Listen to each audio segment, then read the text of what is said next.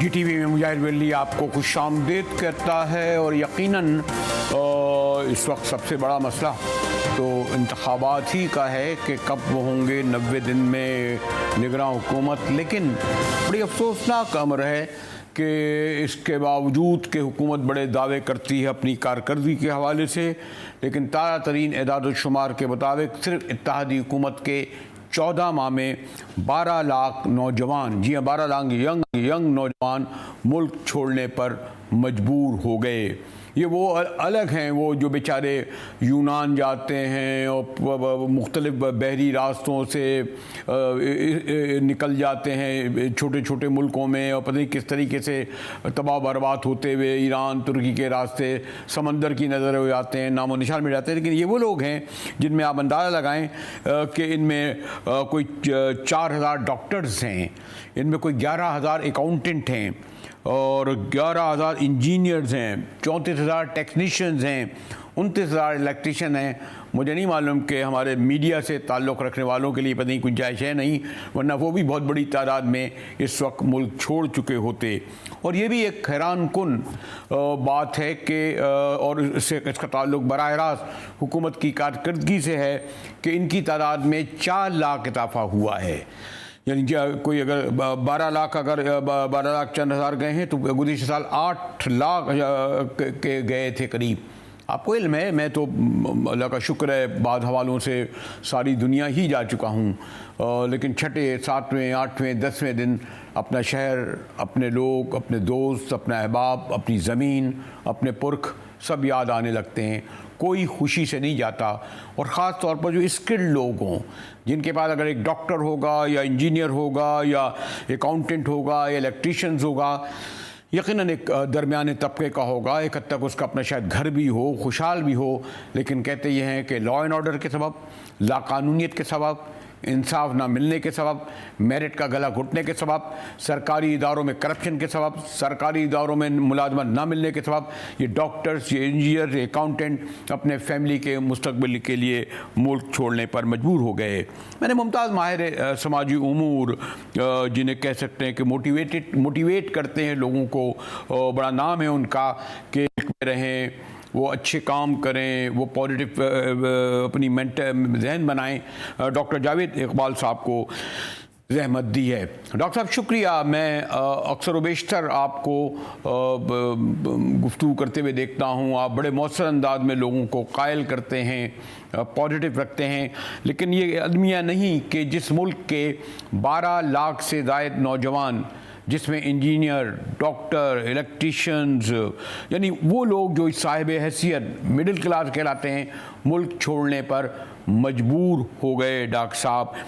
ये पिछले साल के मुकाबले में 4 लाख ज़्यादा हैं। देखिए बात सुने, ऐसे होता है ना कि जैसे एक दरख्त है और उस दरख्त के ऊपर फल लगे हों और उसके ऊपर परिंदों को खुराक मिल रही हो, तो परिंदे उस दरख्त को नहीं छोड़ते।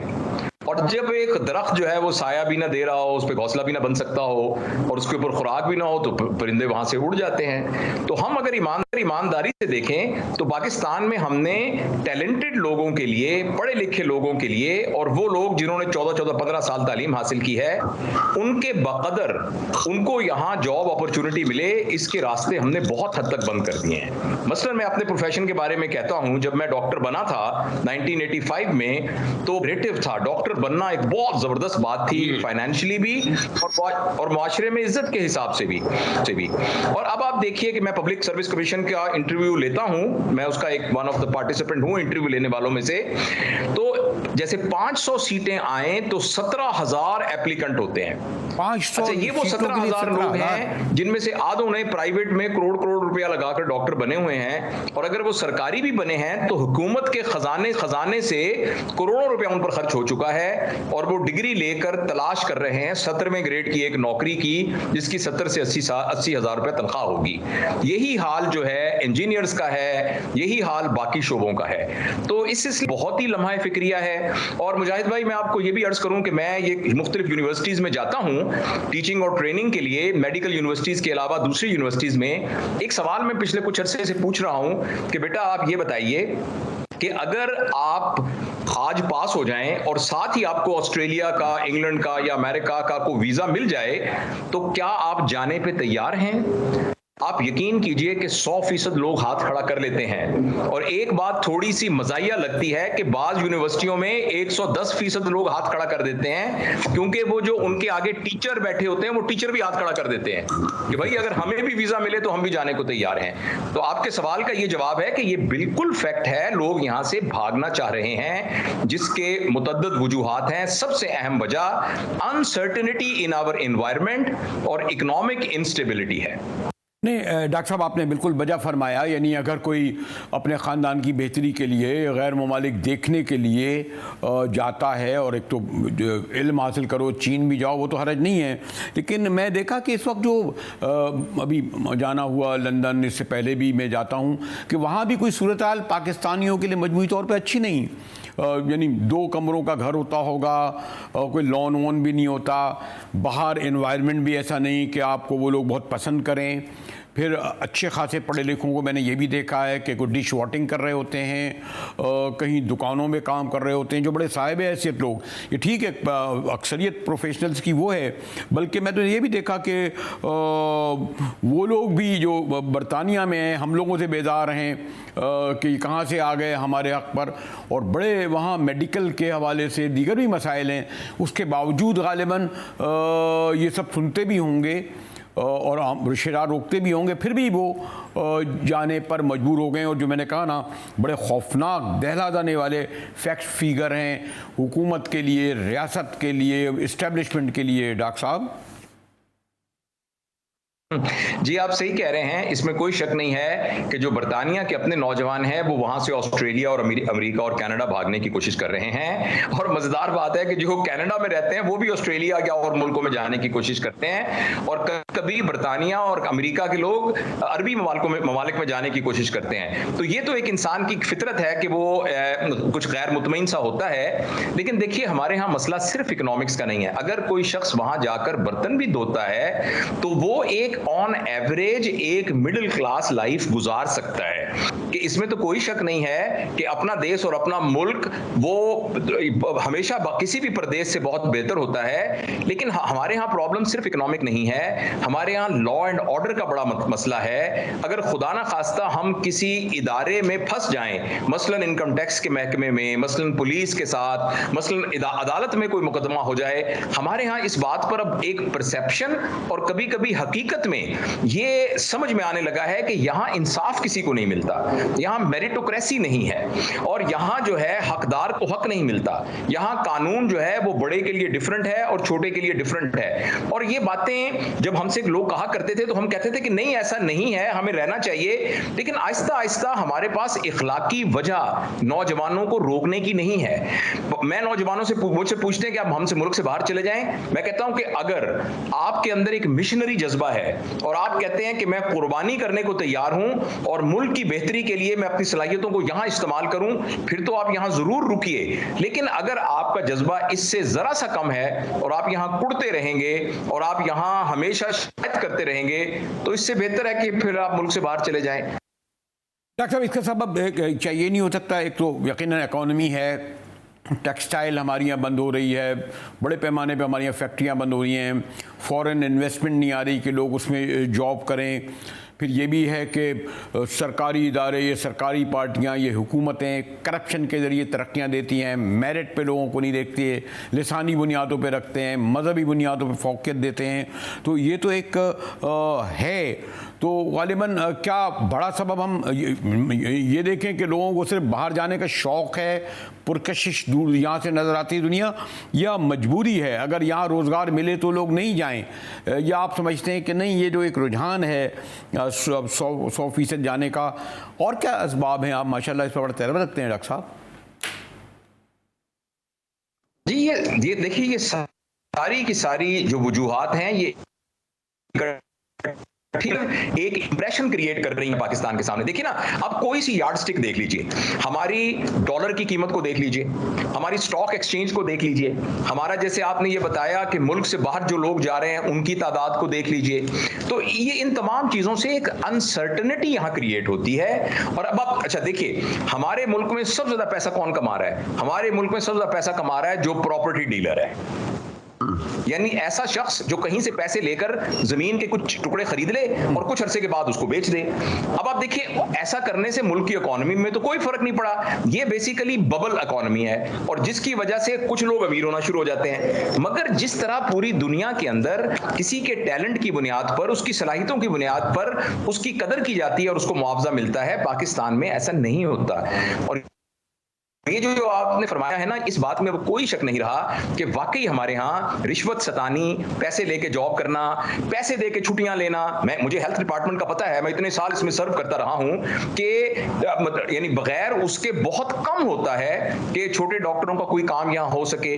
तो इसलिए ये सारी वजूहात हैं और इस सिलसिले में क्या करें, जो हमारे ऊपर के 5-6 पावर स्ट्रक्चर्स के लोग हैं, यानी हमारी एस्टेब्लिशमेंट, यानी हमारे सियासतदान, यानी हमारी ब्यूरोक्रेसी, यानी हमारा जस्टिस सिस्टम, इन सब को अब सोचना पड़ेगा। जो एक स्लो मूवमेंट है ना कि लोगों को हम ऑर्गेनाइज करके सोशल यानी रिफॉर्म लाने की कोशिश करें, अब हालात इतने खराब हो गए हैं कि एक्यूट प्रॉब्लम इस तरीके से हल नहीं होगा। ये जो ऊपर के 5-6 लोग हैं, इन लोगों को थोड़ा सा अपनी जेब को काटना पड़ेगा, इन सी सादगी इख्तियार करने पड़ेगी, इनको जो है अपने अखराजात को कम करना पड़ेगा और इनको ऐसी पॉलिसियां लेके आने पड़ेंगी जिनसे ये तमाम चीजें एड्रेस हो सकें। लेकिन मैं बहुत अफसोस के साथ मुजाहिद भाई आपसे शेयर करता हूं कि बज़ाहिर देखने में ऐसा लग रहा है कि हमारे पावर स्ट्रक्चर में ऊपर जो लोग हैं उनमें से किसी की प्रायोरिटी भी इस तरह का अवामी और इज्तमाई फायदा उनकी प्रायोरिटी में कहीं नजर नहीं आता। शुक्रिया डॉक्टर जावेद इकबाल साहब।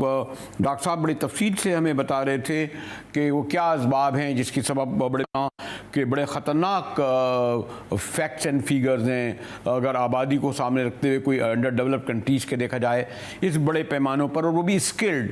चले बेरोज़गारी के सबब और जो जिनके पास तालीम ना हो, जो कुछ ना कर सके हों, लेकिन ये इंजीनियर, डॉक्टर, टेक्नीशियंस, स्किल्ड लोग यानी हुनरमंद लोगों का 12 लाख से ऊपर का जाना, और यही रफ्तार रही है जो गुज़िश्ता साल के मुकाबले में 4 लाख ज़्यादा है।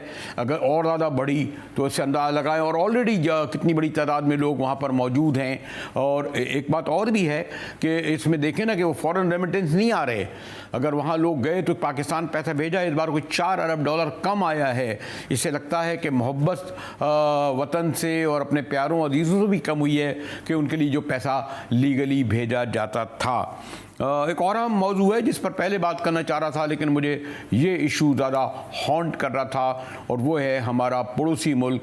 अब जाके हमारे वज़ीर दिफा ख्वाजा आसिफ साहब फरमा रहे हैं कि ना वो दोस्त अच्छा है और ना वो जनाब पड़ोसी अच्छा है।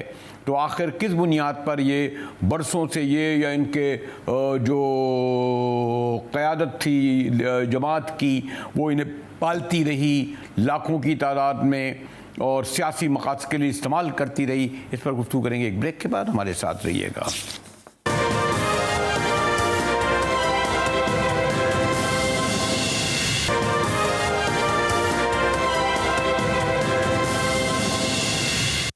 टीवी में एक बार फिर मुजाहिद वेल्वी आपको खुशामदीद कहता है। और जिसे कहते हैं सरों से पानी अब इतना गुजर चुका है और इतनी देर में हमारी मिलिट्री और सिविल इस्टेब्लिशमेंट को ख्याल आया कि अफ़गानिस्तान कितना बड़ा है। हत्ता कि वज़ीर दिफा को ये कहना पड़ा कि ना तो हमारा पड़ोसी अच्छा है ना दोस्त है। ख़ुद जिस तंजीम से वाबस्ता हैं यानी मुस्लिम लीग नून, फिर उनके सरपरस्त आला जनरल ज़ियाउल हक़, ये वो लोग थे जो अफ़गानिस्तान में इतनी बड़ी तादाद में इन तालिबान को लाए। और अगस्त में जब हुकूमत आई तो बड़ा जश्न मनाया गया, बड़ा सेलिब्रेशन मनाया गया। हालांकि 30 लाख का हमने इनका बोझ उठाया, 30 साल तक इनका बोझ उठाया, करोड़ों अरबों रुपए की इमदाद की, और अभी भी सबसे बड़ा जो सरहदी बॉर्डर इनके लिए खुला है। लेकिन देखें कि इनका अगस्त के बाद जो इन्होंने पनाह दी थी तहरीक तालिबान पाकिस्तान को, उसके बाद से उनके हमलों में मज़ीद इजाफा हुआ है।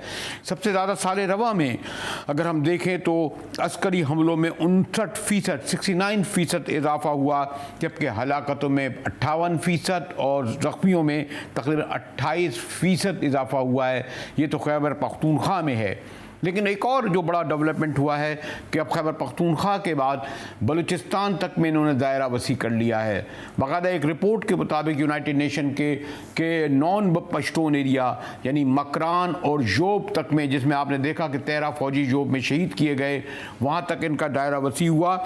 और बलूचिस्तान में तहरीक तालिबान ने पाकिस्तान के हमलों में 105% इजाफा हुआ है। जी, खुदकश हमले में भी 77% इजाफा हुआ है।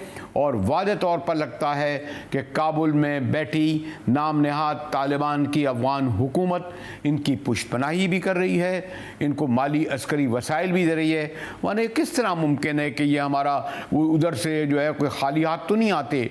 और उससे भी ज़्यादा अहम बात ये कि इनके जो सहूलतकार हैं, कोयटा शूरा हो या पेशावर में हो या ट्राइबल हो, हत्ता कि एक बहुत बड़ी जमात मजम्मत करने के बजाय जमीयत उलमा इस्लाम इस बात पर अफसोस का इजहार कर रही है कि दोनों तरफ से बयानबाजी नहीं हो रही। उनको ये शहीद हमारे फ़ौजी जवान, जिनमें मेजर कर्नल शामिल हैं, ये नज़र नहीं आते। अहमद मंसूर अहमद ख़ान साहब हैं जो काबुल में एक तवील अरसे से सफ़ीर रह चुके हैं, और ख़ासतौर पर अगस्त भी उन्होंने जब फॉल हुआ पास की हुकूमत का और तालिबान आए, वो दौर भी देखा है। शुक्रिया खान साहब, आपने वक्त निकाला, और माशाल्लाह आप तो एक अथॉरिटी का दर्जा रखते हैं, काबुल में सफारतकारी कर चुके हैं। जैसे मैंने कहा कि हालिया दिनों में अब तो इनका दायरा बलूचिस्तान तक वसी हुआ है, नॉन बलोच को भी मिलाया है। एक परसेप्शन ये है कि कहीं नहीं बल्कि यकीन से कह सकता हूँ कि शायद सिपेक टारगेट है, और जो पॉलिटिकल यानी अमेरिकन चाइना पस मंज़र में इसको देखा जा रहा है। वरना अगर इनकी अफगानों की लड़ाई पश्तूनों की सरजमीन के लिए थी या पश्तूनों के हुकूक के लिए थी, अफगानों के हुकूक के लिए थी, बलूचिस्तान हत्ता कि जोब और मकरान तक में भी ये आ गए हैं। खान साहब जी बिल्कुल। एक तो ये है कि गुज़िश्ता कुछ महीनों से इनका दायरा दोबारा से वसी होना शुरू हुआ है। खैबर पख्तूनख्वा में भी ज़्यादा ग्रुप्स अब इकट्ठे हो रहे हैं जो कि तहरीक तालिबान पाकिस्तान के बैनर के नीचे आ रहे हैं। और फिर ये इन्होंने एक बड़ी रिन्यूड किस्म की कोशिश एफर्ट की है जो बलूचिस्तान में इन्होंने टारगेट करना शुरू किया है। और ये जो जोब वाला इंसिडेंट भी था, ये पहले क्लेम किया तहरीक जिहाद पाकिस्तान ने, जो कि एक्सपर्ट्स के मुताबिक तहरीक तालिबान पाकिस्तान का ही एक किस्म का झेली ग्रुप है। तो ये बेसिकली इसके मकासद जो हैं, इसको कुछ ऐसी लॉबीज जो इनको सीपेक पसंद नहीं है, या यहाँ से कनेक्टिविटी अफगानिस्तान के थ्रू आगे सेंट्रल एशिया और यूरेशिया तक जाए, उसके मुखालिफ हैं। तो उनकी तरफ से मेरे ख्याल फंडिंग भी जारी है, और इनके जो अटैक्स हैं, हमले हैं, उनमें ज्यादा शिद्दत भी आ गई। और ये जोब का हमला जो था, ये इसी सिलसिले की एक कड़ी था। और इनके कुछ सहूलतकार भी इनके अब मौजूद हैं, चाहे वो खैबर पख्तूनख्वा हो या बलूचिस्तान का एरिया हो। तो मेरा ख्याल आपकी जो असेसमेंट है वो ज्यादातर एक्सपर्ट्स की यही असेसमेंट है, और ये ठीक है काफी हद तक। खास साहब, एक और बात नहीं कि इंडियन इंटरेस्ट तो हमेशा ही रहा है, ख़ासतौर पर अफ़गानिस्तान में, कि वो पाकिस्तान के लिए प्रॉब्लम क्रिएट करता रहे, जो कश्मीर की जंग है उसको यहाँ समेटता रहे। लेकिन यहाँ जो सिपेक के हवाले से तो ऐसा लगता है कहीं प्रॉक्सी वॉर, यानी जो आमतौर पर दूसरे मुल्कों में लड़ी जाती हैं, अमेरिका और चाइना का जो इंटरेस्ट है इस पूरे एरिया में, वो एक आसान लोग हैं ना, ये जो नाम नहाद अफगान तालिबान, पाकिस्तान तालिबान के, इनको इस्तेमाल करके मदद करके इनको एक इस बॉर्डर पे उतार दिया जाए डिस्टर्ब करने के लिए हमारे मुल्क को, और इवन ये कि हमारे करीबी दोस्त चाइना को, कि उनके हमलों का शिकार जो ख़ासतौर बलोच बेल्ट है या जो वहाँ मज़ाहमती तहरीकें हैं, वो तो ईरानी भी बन रहे हैं, वो तो चीनी भी बन रहे हैं, वो तो जी देखिए वो अंडर करंट्स तो इस तरह के मौजूद हैं कि एक तरफ चाइना जो है वो BRI उसका एक फ्लैगशिप प्रोजेक्ट है CPEC, और वो CPEC को कनेक्ट करना चाहता है। CPEC के जरिए चाइना को एशियन लैंड मास से, यूरोपियन लैंड मास से, और दूसरी तरफ अब US और चाइना का एक कंपटीशन भी है, और US की एक कोशिश रही है कि वो चाइना के अज़ाइम को किसी तरह कंटेन करे। तो डायरेक्टली तो मेरा ख्याल मुल्कों की इन्वॉल्वमेंट इस तरह की एक्टिविटीज में नहीं होती, लेकिन वो इंटरेस्ट जो इन इस किस्म की चीजों को सपोर्ट कर रही होती हैं। अब चाइना और इंडिया का एक कंपटीशन है, और इंडिया खास तौर पर CPEC को और इन चीज़ों को अपोज करता रहा है और अपोज कर रहा है बहुत अरसे से। तो मेरा ख्याल है कि ये सारा कुछ इसी सिलसिले की कड़ी है, और इसको इसीलिए बहुत एहतियात से पाकिस्तान को डील करना होगा, क्योंकि हमारे एक ताल्लुकात अमेरिका से भी हैं, हमारे चाइना से भी हैं, और टेररिज्म एक बहरहाल एक इस रीजन के लिए ख़तरा है। और तालिबान अफगानिस्तान में एक ऐसी हुकूमत है तालिबान की जिसके साथ अभी तक हम इस एग्रीमेंट या इस अरेंजमेंट को नहीं तय कर पा रहे कि किस तरह से TTP और इन ग्रुप्स का खात्मा किया जाए। डॉक्टर साहब ये तो एक हकीकत है ना मंसूर खान साहब के, हम भी यानी सॉरी टू से मुहिम जू ख़ास तौर पर ज़िया-उल-हक़ के दौर में, फिर मुशर्रफ के दौर में भी हम इस्तेमाल करते रहे लश्करों को, सिपाहों को, हमें बड़ा उसके वजह से रॉग स्टेट भी कहा गया। तो इस वक्त जो काबुल में जो बैठे हुए हैं वो आप नहीं समझते कि वो इनको इस्तेमाल कर रहे हैं, कंट्रोल में इनके नहीं हैं, या आप दोनों बातें हैं ना कि इनके कंट्रोल में नहीं है या ये इस्तेमाल कर रहे हैं इनके लिए? डॉक्टर साहब नहीं, मेरा ख्याल है ये इस किस्म की बात नहीं है, बल्कि हम जो बुनियादी चीज़ है वो ये है कि जब गुज़िश्ता कोई 20 साल में, जब से US और नेटो की प्रेजेंस हुई थी अफगानिस्तान में, तालिबान की हुकूमत को रिमूव किया गया था 2001 में, उसके बाद से अफगानिस्तान के अंदर इस किस्म की हुकूमतें आईं और इस किस्म के इंटेलिजेंस के इदारे आए और भारत की इन्वॉल्वमेंट को भी बढ़ाया गया। उसके बाद से पाकिस्तान और अफगानिस्तान के रिलेशंस उस तरह से नहीं रहे या वो सूरत अख्तियार नहीं कर सके जो हिस्टोरिकली होते थे। और फिर जब तालिबान की हुकूमत आ गई अभी 2021 में, तो हमारी ये उम्मीद थी पाकिस्तान को कि ये मामला तब हम इस हल कर पाएंगे और कम से कम अपने बॉर्डर एरिया को, पाकिस्तान अफगानिस्तान बॉर्डर एरिया को पीसफुल कर सकेंगे। और यहाँ पे जो सिक्योरिटी के मसाइल हैं, जिन मसाइल का आपने अभी तरफ निशानदेही भी की, जो बहुत अरसे से पाकिस्तान और अफगानिस्तान के दरमियान कुछ डिस्ट्रस्ट या मिसट्रस्ट चल रहा था, इस पे काबू पाया जा सकेगा। लेकिन फिर वो एंगेजमेंट भी हमारी मुख्तलिफ वजूहात की बिना पर उस तरह से नहीं चल सकी, और अफगान तालिबान भी हमें उस तरह से एश्योरेंसेस नहीं दे सके, एक्शन नहीं दे सके, जिसमें मेरा ख्याल है एक बुनियादी वजह यह है कि अफगान तालिबान का कहना ये है, जो मैं वहां पे था भी एज एम्बेसडर मौजूद, तो वो उनका कहना है कि अभी तक उनका इस हद तक कंट्रोल अफगानिस्तान पे नहीं है, या अफगानिस्तान पे उन्हें इस हद तक कंट्रोल की जरूरत है कि वो फिर तमाम ग्रुप के खिलाफ एक्शन लें। अगर वो एक ग्रुप के खिलाफ एक्शन लेते हैं, TTP के खिलाफ या ETIM या किसी और ग्रुप के खिलाफ, तो वहां दाइश भी मौजूद है और इन ग्रुप्स का दाइश की तरफ रुख होने का इम्कान रहता है। तो वो इस किस्म के हालात भी हैं। मेरे ख्याल में पाकिस्तान कोई हुकूमत को चाहिए कि वो अफगानिस्तान के साथ एक डायरेक्ट मुआहदे की बात करे जो काउंटर टेररिज्म के कोऑपरेशन के मुतालिक हो, कि ना उनकी सॉइल से हमारे ऊपर अटैक होंगे, ना हमारी सॉइल से उनके ऊपर अटैक होंगे। शुक्रिया मंसूर अहमद खान साहब। मैंने साबिक काबुल में सफ़ीर पाकिस्तान, बड़ी गहरी नज़र जिसे आप अंदाज़ा लगा सकते हैं, और सूरत हाल जितनी संगीन है उस पर हम गुफ्तगू ख़ास तौर पर बलूचिस्तान के हवाले से करेंगे सीनियर सहाफ़ी से। एक ब्रेक के बाद हमारे साथ रहिएगा।